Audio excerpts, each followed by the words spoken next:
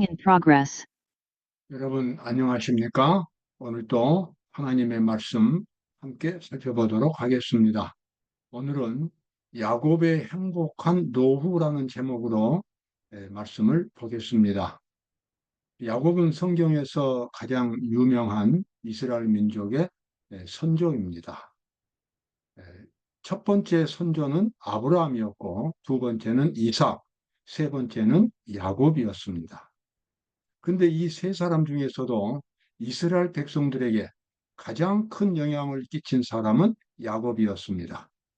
이스라엘 민족이 아브라함의 후손으로 다 그렇게 이제 성경에 기록되고 역사적으로도 다 그렇게 인식을 하지만 실제로 이스라엘 백성들에게 그 영적인 그 신앙 생활에 있어서는 야곱이 아주 결정적인 영향을 끼쳤습니다.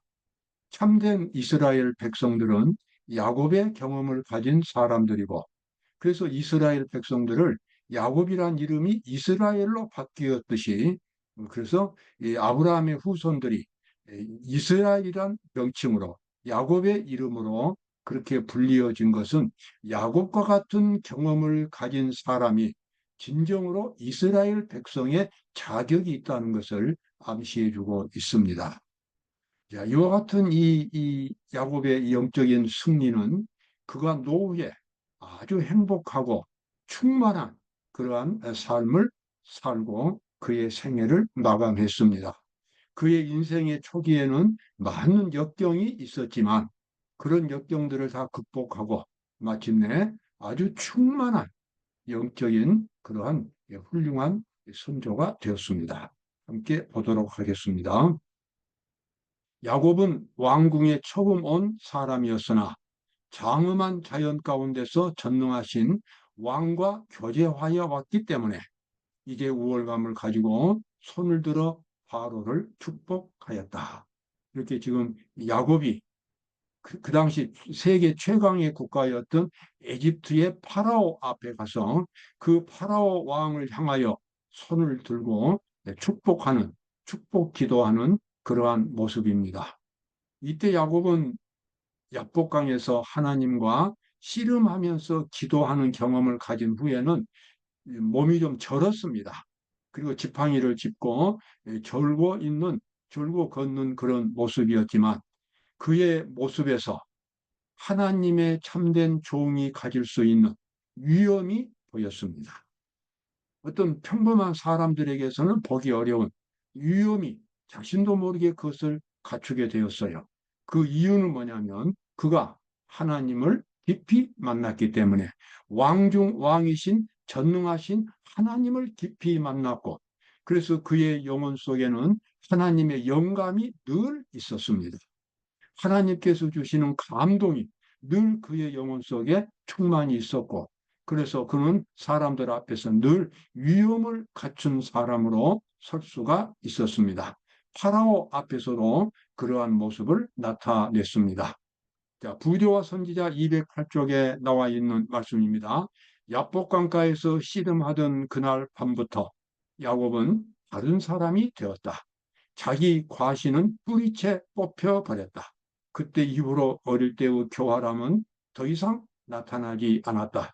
야곱은 태어나면서부터 자신이 잘못됐다는 걸 알면서도 어쩔 수 없이 교활한 정신, 어떤 간사한 모습을 늘 그런 이미지를 풍겼습니다. 그것이 늘 그에게는 큰 손해로 작용을 했습니다. 그런데 그가 이제 가족들을 이끌고 이 가나안 땅으로 돌아오는 길에서 이래서는 안 되겠다고 한 자기 자신, 자기의 자손들을 바라보면서 영적인 상태가 이렇게 되어서는 안 되겠다는 생각 때문에 야복강가에 와가지고 밤에 깊이 하나님과 만나는 경험을 가졌습니다. 예수님께서 그날 밤에 오셔서 야곱을 마치 죽일 것처럼 그렇게 이제 붙들어서 씨름을 하셨고, 처음에는 그리스도를 몰랐습니다. 그러다가 나중에 야곱이 이제 알고 그, 예, 그분을 붙들고 씨름하면서 자기가 그토록 갈망하는 간절한 소망을 그가 이제 드디어 얻어냈습니다. 그것은 품성의 깊은 변화의 경험이었습니다. 하나님을 닮은 형상을 깊이 경험하는 것, 바로 그것이 속죄입니다. 우리가 구원받기를 원한다면 이와 같은 경험을 반드시 가져야 합니다. 그냥 이론으로만 하나님을 아는 것으로는 충분하지 않습니다.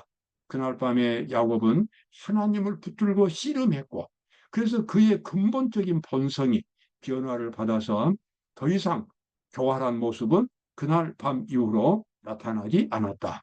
야곱은 새로운 사람이 되었다라고 기록이 되어 있습니다. 그분이 야곱을 치자, 여기서 말하는 야곱은 그리스도입니다. 야곱은 자기와 싸우고 있는 분이 누구인지 깨달았다. 상처를 입고 속절없는 상태로, 상처를 입고 이제는 아무것도 할 수 없는 무력한 상태로 그는 구주의 품에 쓰러져 축복을 구하였다. 정말 어찌 보면 숨만 헐떡거리는 그런 상황까지 갔습니다. 아무런 힘도 없었습니다.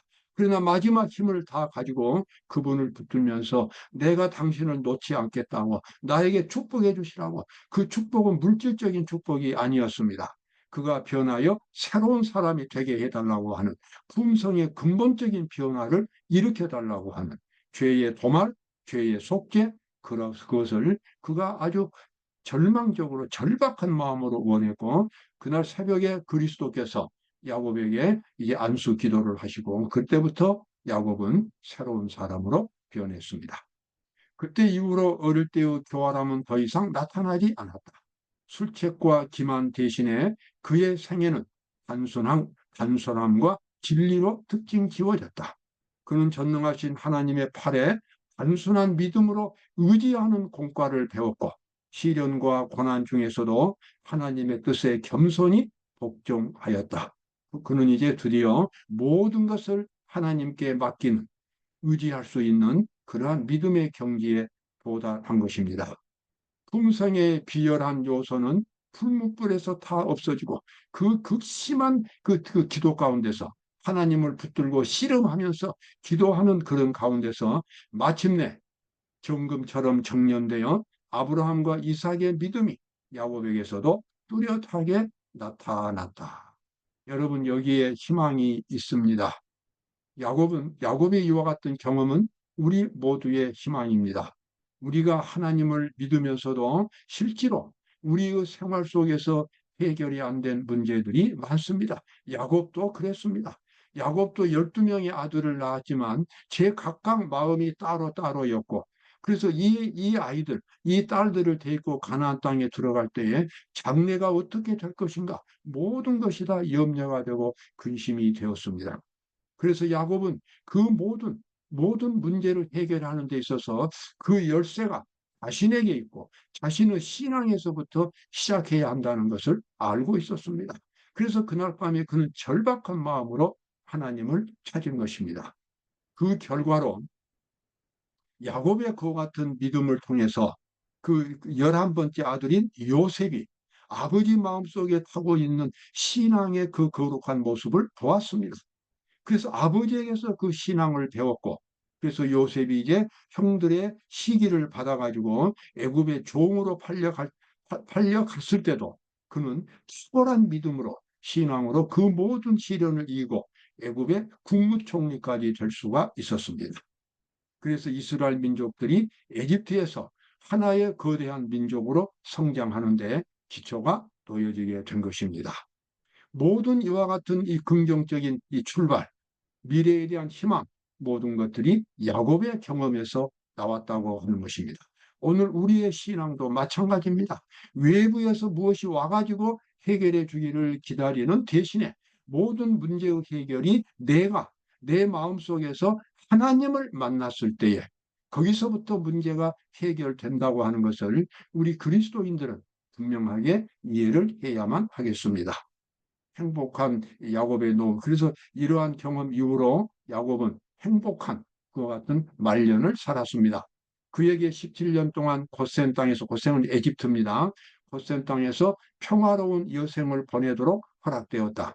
이 기간은 전에 살아온 세월과 뚜렷한 대조를 이루는 행복스러운 세월이었다. 그는 아들들에게서 참 회개의 증거들을 보았다.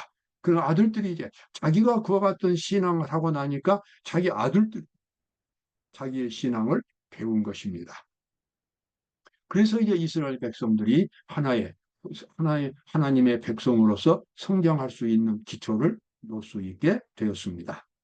자주 또는 걱정스럽게 그는 그들의 장래를 자기 자손들 이제 자기가 나이가 많아서 이제 죽을 때가 얼마 남지 않았을 때에 야곱은 자기 아들들의 장래가 어떻게 될 것인가에 대해서 근심하면서 생각을 했다는 것입니다. 각 지파들이 어떻게 될까 하는 것을 이제 늘 이게 생각하고 있었는데 성령께서 하나님의 성령께서 야곱의 마음에 영감을 주셔서 그의 장래에 아들들의 모습을 후손들의 모습을 보게 되었습니다.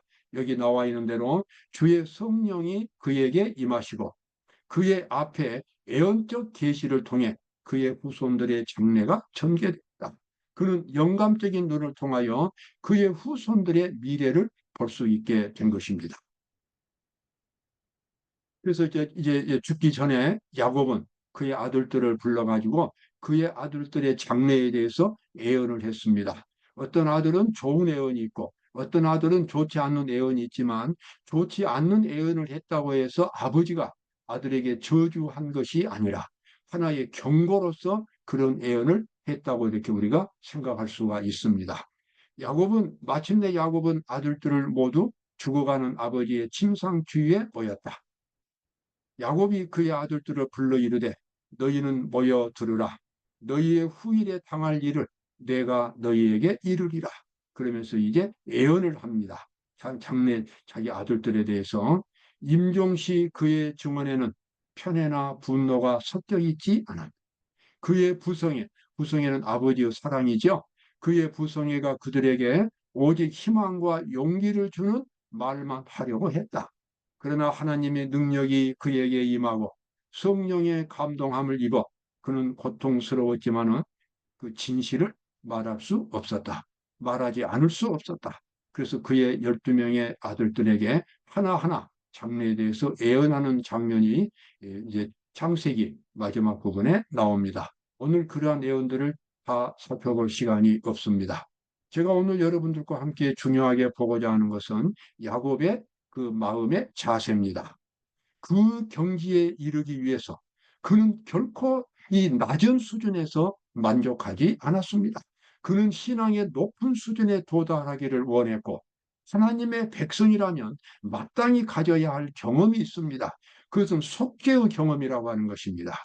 죄를 짓지 않는 경지에 도달해야 한다는 것입니다. 하나님을 믿으면서도 여전히 반복해서 죄를 짓는 것은 아직도 그 사람이 믿음의 정상적인 경지에 도달하지 않았다는 것입니다. 우리가 믿음으로 의롭다 하심을 얻었은즉 죄를 지으리요 그럴 수 없느니라. 바울은 로마서에서 그렇게 강조합니다. 우리가 죄로부터 구원받은 우리가 어찌 그 가운데 더 살리요. 죄의 몸이 멸하여 다시는 죄에게 종로로 하지 아니하려 함이니 이것은 아주 명백한 하나님의 말씀입니다. 하나님의 백성이 된 사람은 죄를 이겨야 되는 것입니다. 그리고 죄를 짓지 않는 거룩한 생활을 살 수 있어야 됩니다. 물론 그것이 자신의 능력으로는 불가능하지만 그리스도의 의가 옷처럼 입혀진다면 죄를 짓지 않는 삶을 살 수가 있습니다. 야곱은 그 경험을 갈망했습니다. 야곱의 이와 같은 정신은 오늘 우리의 믿음의 자세가 되어야 합니다. 우리 중에는 환난을 당할 때 야곱과 같이 할 자가 얼마나 될까? 우리는 그것을 원수의 손으로 생각하고 어두움 속에서 힘이 닿을 때까지 무모하게 싸우지만 아무런 위로나 구원을 발견하지 못한다. 야곱은 처음에는 자기를 도우러 오신 그리스도를 원수로 생각해서 투쟁을 했지만 나중에 그것이 우리 그리스도의 손길이라는 것을 알았습니다. 우리가 여러 가지 문제를 만나서 잠 못 이루고 마음이 깨어지고 그래 고통 가운데 있을 때에 우리로 하여금 야곱처럼 그렇게 하나님을 만날 수 있는 기회가 되도록 하나님께서 베푸신 고난의 섭리라는 것을 깨달은 사람이 몇 명이나 있을까? 우리는 그런 고난 가운데서 하나님을 절박하게 만나고 하나님의 능력을 붙들고 나를 변화시켜 주지 아니하시며 내가 당신의 손을 놓지 않겠다고 하는 것을 그렇게 고백할 수 있어야 합니다. 왜냐하면 속죄의 경험을 가져야만 미래의 희망이 있기 때문에 그렇습니다. 속죄의 경험을 갖지 않으면 그 어느 것도 이루어질 수가 없기 때문에 그렇습니다. 여러분, 그와 같은 경험 우리가 반드시 가져야 합니다. 그리고 그렇게 그런 경험을 가질 때에 그때부터 서서히 우리 가정의 문제가 해결되어 가는 것을 볼 수 있게 될 것입니다. 여러분, 오늘도 기쁨과 감사가 넘치는 하루가 되시기를 바랍니다. 감사합니다.